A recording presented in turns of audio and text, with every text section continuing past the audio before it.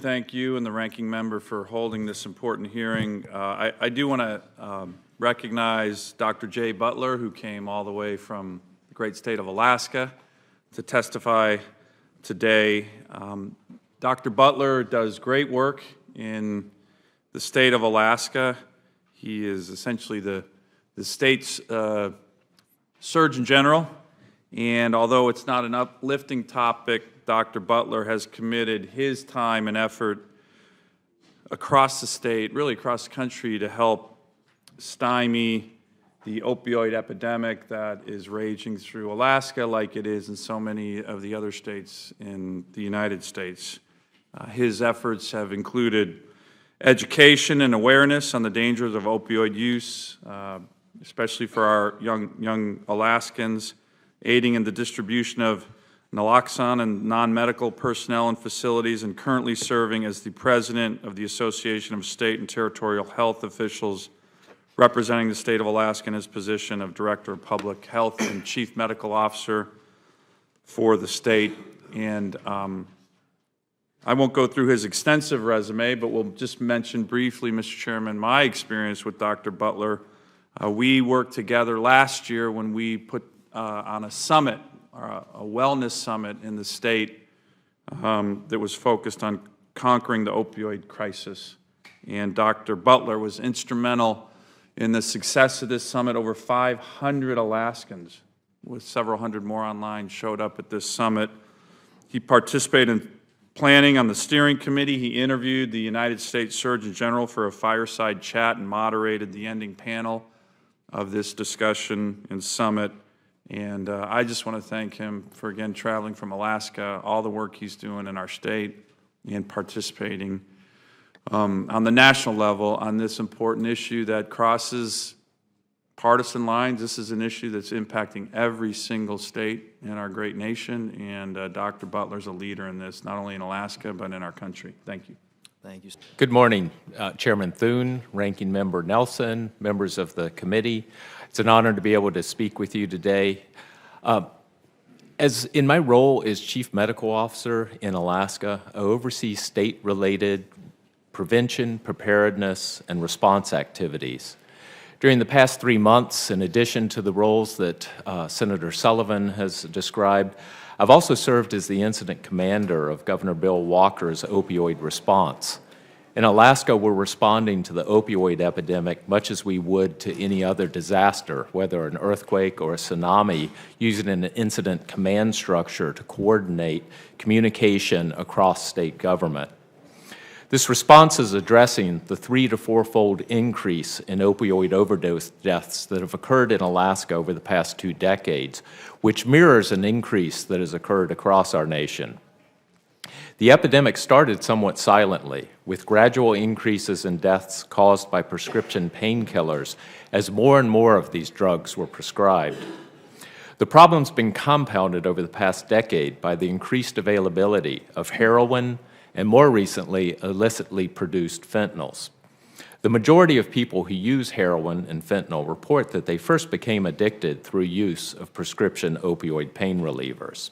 I want to be clear at the outset of the discussion that the health benefits of participation in sports and physical activity are extensive and well documented. Reduced risk of cardiovascular disease, obesity, diabetes, certain types of cancer, also better musculoskeletal strength, an improved sense of well-being, and connectedness to community. Youth who participate in sports historically have been shown to be less likely to use illicit drugs. Unfortunately, athletes have not been immune to the devastating effects of the opioid epidemic. Too often, sports-related injuries managed with opioid pain relievers have been the beginning of a path to addiction. One coach expressed her frustration to me by describing that she had seen too many times an injury leading to a prescription for pills, leading to additional prescriptions for pills, leading to use of a friend's pills, leading to use of any pills that could be obtained by any means, and unfortunately sometimes leading to use of heroin and overdose deaths. High-profile stories of professional athletes who began using prescription opioids for injury and then struggled with addiction or died of overdose may grab the headlines. But we need to recognize that the problem is occurring at all levels of competition. One adult recreational softball league in Alaska, with roughly 750 participants, has had 5 players die of opioid overdose. An epidemiological study of high school students in Michigan found that boys who participated in organized sports were more likely to be prescribed opioid painkillers than those who did not. And as a result, participation in organized sports actually increased the risk of subsequent opioid misuse. With over 4 million youth sports and recreation-associated injuries occurring each year in the U.S., there's a reason for concern. So what can be done? There are no easy answers and no magic bullets. We need to be clear about that. But I'd like to highlight 3 areas of opportunity. First, we can promote evidence-based pain management strategies and more rational use of opioid pain relievers. Opioids can be useful for the management of acute pain, and many people who receive these medications use them without problem. However, opioids should not be the first line of treatment following any sports injury, and these medications are used best when they're prescribed in the lowest effective dose and for the shortest period possible, generally for less than 3 to 7 days. Larger first-time prescriptions have specifically been associated with higher risk of long-term use and thus greater risk of dependency and addiction. A school nurse recently told me about a student who came back to school after arthroscopic surgery for an athletic injury. In line with school policy, he checked in with her and turned his prescription medicines in. She was shocked to find that he had a bottle of 120 oxycodone-containing pills. Special care needs to be taken when prescribing these medications to teens. Adolescence is a particularly high-risk period, and use of opioids, even as prescribed by a healthcare provider by high school students, has been linked to increased likelihood of subsequent misuse. Second, we can provide more information on the risks of opioid pain relievers for both healthcare providers and the public, including coaches and trainers. In talking with teens, I frequently hear the sentiment that if opioid pain relievers are really dangerous, then why do doctors prescribe them? In talking to people in recovery, I frequently hear, "No one told me," and if I had had any idea how dangerous these drugs were, I never would have taken them.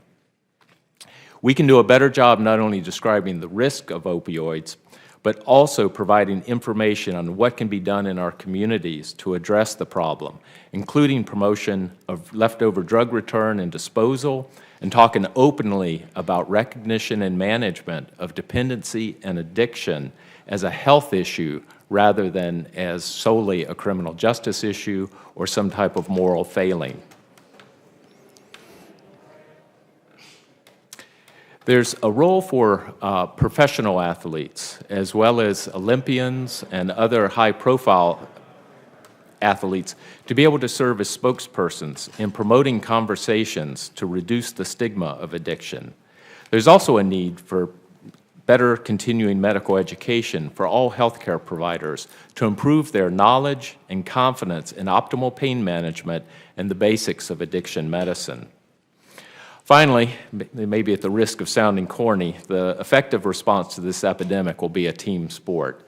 It will involve coaches, parents, trainers, and the athletes themselves, as well as organizations including professional, scholastic, and amateur sports leagues, public health agencies, healthcare providers, third-party payers, the criminal justice system, educators, businesses, and lawmakers as well. Working together, sports participation can not only be made safer, but I believe can also be part of how we reduce the number of people who become newly dependent on opioids and increase the number of Americans living in recovery. Finally, I just want to conclude by pointing out that the issue of opioid abuse is not just an isolated event and not just an isolated topic as we talk about sports safety. It's no accident that we have the broad range of topics that we're discussing today. These topics are complementary and not in competition.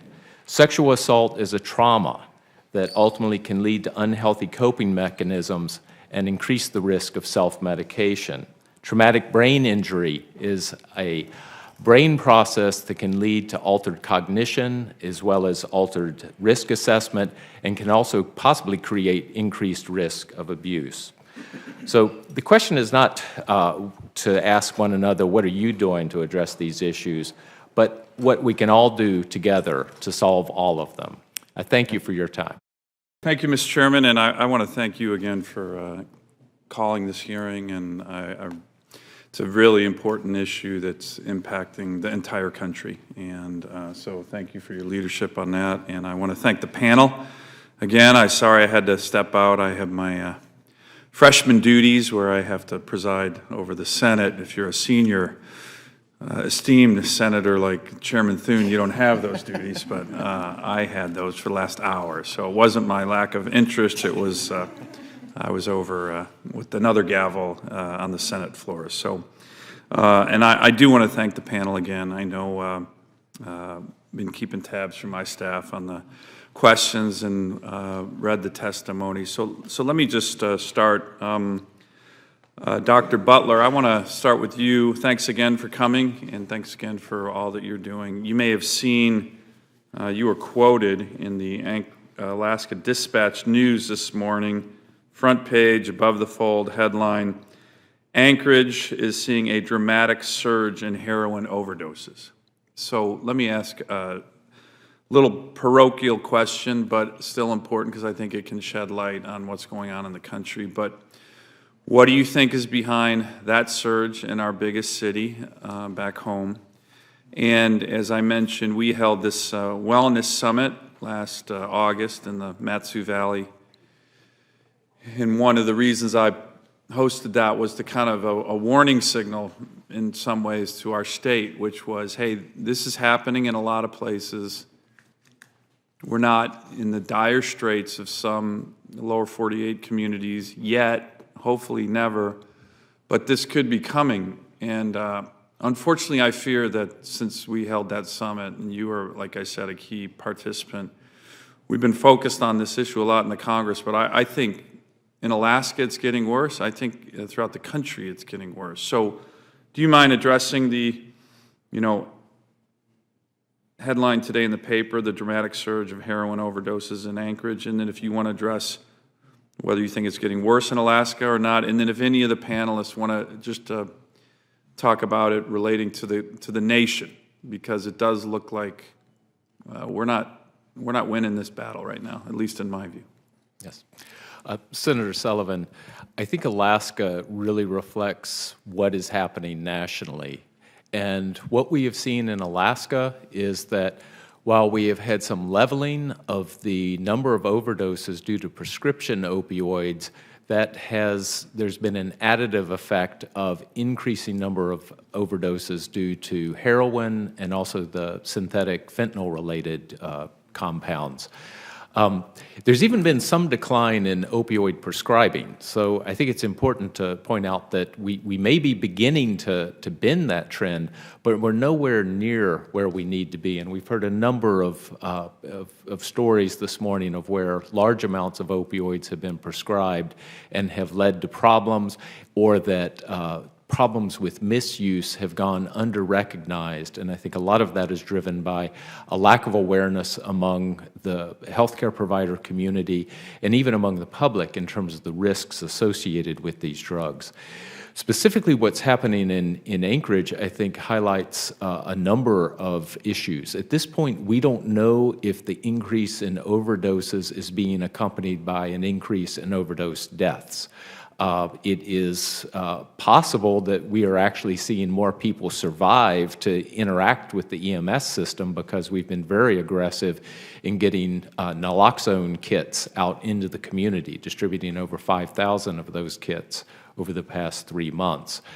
It also highlights the importance of the interagency communication between public health and law enforcement so that we are sharing data and able to discuss exactly what we're each seeing from our own perspectives. For example, it's not clear whether or not this may be a batch of some substance that is much more powerful than the heroin that's been on the street in the past, or is it, is it an influx of primarily people who have reduced tolerance? We don't know that degree of detail yet, but that's where working together and having our incident command response really has helped to be able to facilitate those communications. We learned a bit of this during an outbreak of spice overdoses of the synthetic cannabinoid a couple of years ago, where it actually took several weeks to be able to recognize the problem and connect those dots. In this case, we actually were aware of the increase late last week and were able to start having those conversations as soon as we recognized it.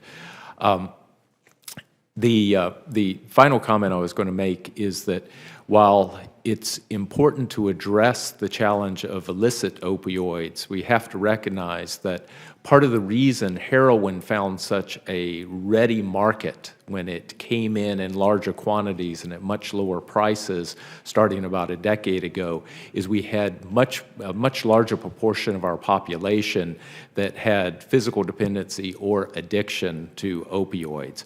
And that the way we oftentimes use opioids with good intent and good intention therapeutically oftentimes can be a setup for physical dependency, and withdrawal can be awful. Even if it's not the more chronic condition of addiction, people will oftentimes turn to whatever they can turn to be able to avoid the rigors of dope sickness.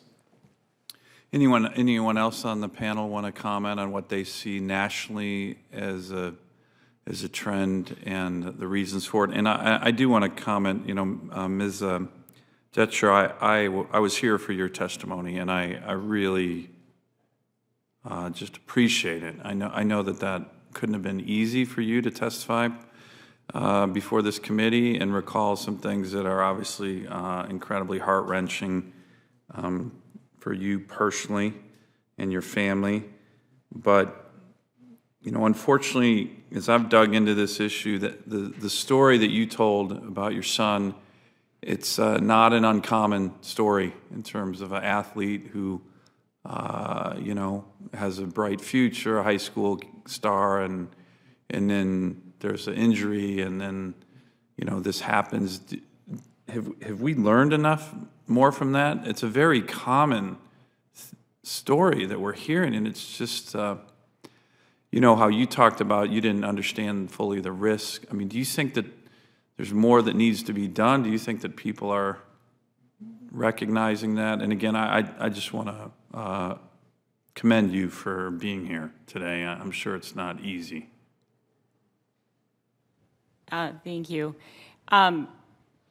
I don't think there's enough being done. I think funding is a huge issue to get the awareness out, to get it into the high schools, to get it to the coaches, to get it out to the general public of opioids, just in general, but also as it relates to our athletes. We had great coaches. Jeff and I are very involved. We have a great athletic trainer. We had great physicians. But as I've told, in a couple of deliveries that we've made to within our state, it was ignorance that, was part of Nick's death. We just didn't know. And so I think that is so crucial. Thank you. Any other thoughts on kind of the broader trend on the opioid issue throughout the country and what direction you see it going in? This is not my area of expertise, but I would like to add something, Senator. I've lost 3 of my classmates. I was a graduating class of '88 in my small town in Pennsylvania to heroin overdose. And I think that the thing is really important here is, I've said it multiple times, is outreach and communication. What are we not communicating to people that this is getting to a point where there is someone that's more charismatic, or there's something that's happening? Because these weren't the bad kids. These weren't the ones that were headed to nowhere. These were bright students. These were people who had transitioned well from high school into college and gone on to professional careers that we've now lost to heroin. So what is being said? What environment is being created outside of the opioid use? Like, what is the gateway that people are entering into the heroin use? And what can we do to, like you said, be having constant communication, constant outreach? I remember as I was growing up as a kid, there was constantly, DARE, there was PAL, there was, all kinds of songs and raps and things about not using drugs. And it seems like we saw something that was working and we got away from it. And so now it's here, there, kind of occasionally, but we're not starting at the grassroots level saying, hey, this is really important. These are the reasons that you should stay away from drugs. And at some point, the bad guy is entering and they're doing something that's convincing really good people to go down a bad path. Well, I think that's a really important point, and we're certainly trying to do that in Alaska. Dr. Butler, you may have seen the head of the FBI in the state, and I sent that FBI video. Some of you may have seen it, Chasing the Dragon, which is a very graphic, kind of scaring the young kids into, hey, this could happen to you, and trying to get it to all the high schools just to wake all these young men and women up. But you're certainly correct about the point of how it's, some of the best and brightest in the country that are getting, addicted. Let me finish with one final question, and again, I want to thank everybody for your patience and testimony today. On another issue, and Dr. Butler, you mentioned it, kind of how some of these things are related, and I certainly have seen that as well. On the issue of the sexual assault and abuse of our athletes, do we have enough safeguards, do you think, in place with regard to our young men and women who, again, are America's finest and some of the most disciplined? With regard to some of the reports, it's obviously alarmed a lot of us, and I'm just wondering, for the expertise here at the panel, if you believe that we do have enough safeguards. Congress always tries to act, and maybe it's an appropriate role, but what do you think the role that we should be doing, or the role that you should be doing? I'll be happy to start. Thank you, Senator Sullivan. I think the answer is no. We don't have enough safeguards.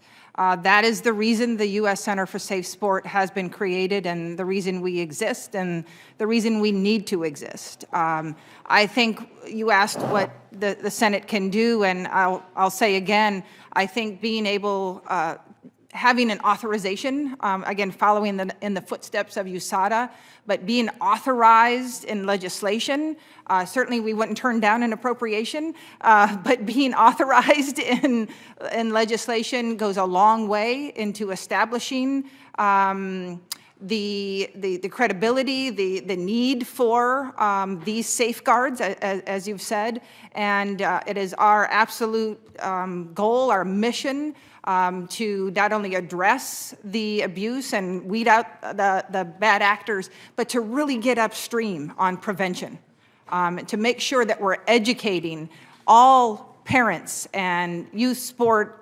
organizers, if you will, the athletes themselves, on how to identify grooming behaviors, for example, when we're talking about youth. What does that look like? And so all of the education, the outreach, the training that needs to take place that is not currently taking place, that is why we're here. And we are absolutely committed to creating change. Again, our motto is champion respect and end abuse. That is our call to action.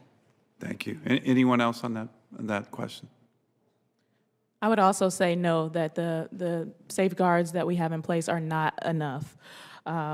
what we need in place is uniform baseline education across all the different levels of sport, from like I said, the grassroots level, youth, moving up into the elite ranks. There needs to be something for when a coach, when a person that's going to be of authority, that's going to be dealing with an athlete on a regular basis, wants to enter into this field. What are the baseline requirements to make sure that you are going to do what's in the athlete's best interest? Right now, there's no uniformity across all these different levels, different organizations that exist, and you can just wake up one morning and say, I'm going to go coach people, and I'm going to go coach kids, and you're there and you're coaching, and everybody's like, oh, he's nice, and then you're bringing kids home, and it just degrades from there. Yeah. So baseline education and baseline points of entry that are requirements that make sure that we do have proper safeguards, those are the things that need to be put in order. Thank you. Let me, before we conclude, I would ask unanimous consent to include in the record letters from stakeholders providing additional perspectives on today's hearing, including the Sports Fan Coalition and the Positive Coaching Alliance. Without objection, so ordered. The hearing record will remain open for 2 weeks. During this time, senators are asked to submit any questions for the record for our witnesses. Upon receipt, the witnesses are requested to submit their written answers to the committee as soon as possible. I want to again thank the witnesses for appearing today. These are very important issues. You can see there's a lot of bipartisan interest and I think motivation to address these in a bipartisan way. And we're going to continue to engage with you and others to make sure we address some of these in the best way possible. This hearing is now adjourned.